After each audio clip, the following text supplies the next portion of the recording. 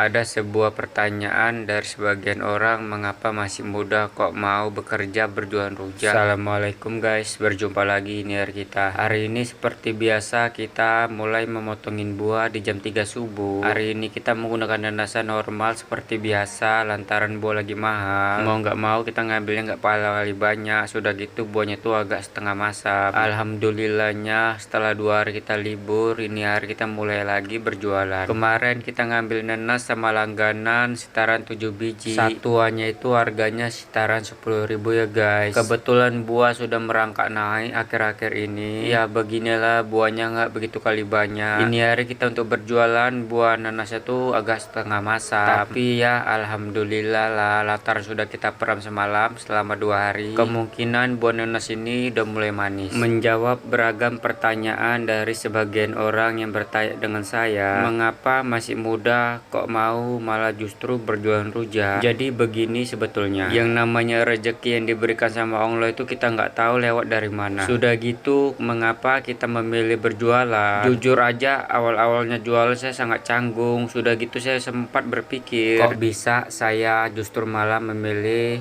pekerjaan sebagai pedagang, padahal dulu saya nggak pernah namanya justru itu untuk berpikir untuk berjualan. Yang namanya anak lajang itu berpikir otomatis bekerjanya itu di pabrik yang bisa menerima gaji tanpa ada resiko. Tapi yang namanya takdir ke depan kita nggak tahu ya guys, ternyata berbanding jauh kebalik seperti yang kita inginkan. Justru saya sekarang malah justru memilih berjualan rujak. Awalnya saya menjalani pekerjaan ini merasa diri ini kurang pede. Ketika pertamanya saya melayani dagangan saya sama pembeli, merasa canggung diri ini untuk melayani. Seiring waktu saya berjualan, semakin lama semakin terbiasa untuk melayani dagangan saya. Sudah gitu memberikan respon positif untuk pembeli. Bagaimana caranya kita untuk berdagang biar bisa disenengin orang? Jujur aja saya nggak punya basic di sebuah pekerjaan seperti berdagang. Lantaran kebiasaan saya setiap hari berdagang ini mulai berdamai dengan keadaan. Semakin lama saya semakin beradaptasi